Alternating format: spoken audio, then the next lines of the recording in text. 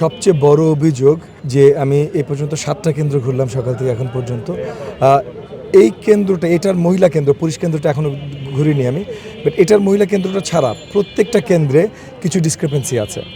Online মানে নির্বাচন কমিশনের ডেটাবেস থেকে আমরা যে ভোটার আইডি যে কেন্দ্র এবং সংখ্যা পাচ্ছি, সেইটা এখানে যে খাতা আছে প্রিজাইডিং অফিসার বা পোলিং অফিসারদের কাছে, সেই খাতার সাথে মিলছে না। আবার আমাদের পোলিং এজেন্টদের কাছে যে খাতাটা আমরা ইসির কাছ থেকে নিয়ে প্রিন্ট আউট করে নিয়েছি, সেই খাতার সাথেও কিছু জায়গায় পোলিং অফিসারদের খাতা মিলছে না।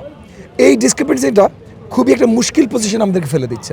একটা জায়গায় এর আগের একটা সেন্টারে আমি অনেকক্ষণ দাঁড়িয়ে রিটার্নিং অফিসারের সাথে কথা বলে, প্রিজাইডিং অফিসারের সাথে কথা বলে, যখন সময় নিয়ে তারা আবার নতুন করে তাদের কাগজে মানে তাদের ওই মানে ছবিওয়ালা কাগজে আবার খুঁজে বের করেছে নাম দিয়ে, ডেট অফ বার্থ দিয়ে, অ্যাড্রেস দিয়ে, তখন বেরিয়েছে। সো এই ডিসক্রিপেন্সিগুলোর জন্য আমরা দেখেছি এর আগের 8 নম্বর এর আগের 7টা কেন্দ্রে দেখছি বেশ কিছু ভোটার ফিরে চলে গেছে, কারণ তারা অপেক্ষা করতে করতে টায়ার্ড হয়ে ফিরে চলে গেছে। তো এইটা অত্যন্ত দুঃখজনক। আর আরেকটা ঘটনা ঘটেছে, এখন পর্যন্ত আমরা এই একটা প্রবলেম ছাড়া আর কোনো প্রবলেম ফেস করছি না। বাট গত রাতে 2টা, 3টা, 4টার দিকে বেশ কিছু কেন্দ্রে অরাজকতার একটা প্রচেষ্টা ছিল। ওয়ালটন বিএলডিসি ফ্যান, খরচ বাঁচে 65% পর্যন্ত। ওয়ালটন বিএলডিসি ফ্যান ছড়ায় স্বস্তির সবুজ হাওয়া। আইনশৃঙ্খলা বাহিনী বা প্রতিরক্ষা বাহিনী তারা খুব সুন্দরভাবে হ্যান্ডেল করেছে। সো আমাদের তাদের উপরে আস্থা আছে, কিন্তু প্রচেষ্টা ছিল, এটা কাদের ছিল, কী ছিল, এটা পরে ইনভেস্টিগেশন করার একটা দাবি আমরা আগে থেকে জানিয়ে রাখছি। এগেন এর জন্য আমি তো বলিনি কে করেছে, কারণ আমরা জানি না, আমাদের কাছে কোনো এভিডেন্স নেই কে করেছে। হ্যাঁ, সো সেটা নিয়ে আর আমি আলোচনা করবো না। সবচেয়ে গুরুত্বপূর্ণ হলো যে আপনার কী বলে না, প্রতিরক্ষা বাহিনী এটা সুন্দরভাবে হ্যান্ডেল করেছে। সো সেখানে আর আমাদের কমপ্লেন করার জায়গা নেই।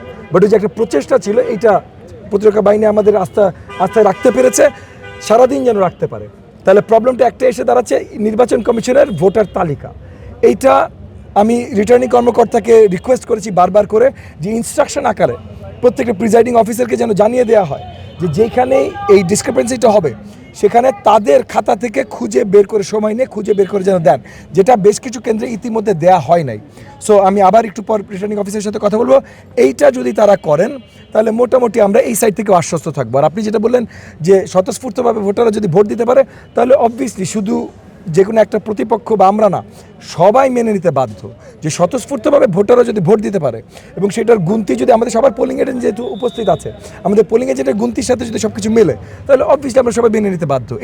এটাই তো আপনার গণতন্ত্র। তো বলেন আপনারা মিন করেন এই কেন্দ্র দখল বা কেন্দ্র অরাজকতা, এগুলো এগেন যেটা বললাম যে প্রতিরক্ষা বাহিনী আমাদেরকে আস্থায় রাখতে পেরেছে, কারণ গত রাতে তারা যে প্রোটেকশনটা দিয়েছে তাতে আমাদেরকে আস্থায় রাখতে পেরেছে। কিন্তু এই ভোটার ডেটাবেস, এটা নিয়ে আমরা আসলে একটু শঙ্কিত আছি। তো আমরা আশা রাখি রিটার্নিং অফিসার এটা ভালোভাবে ওয়ার্কআউট করতে পারবেন।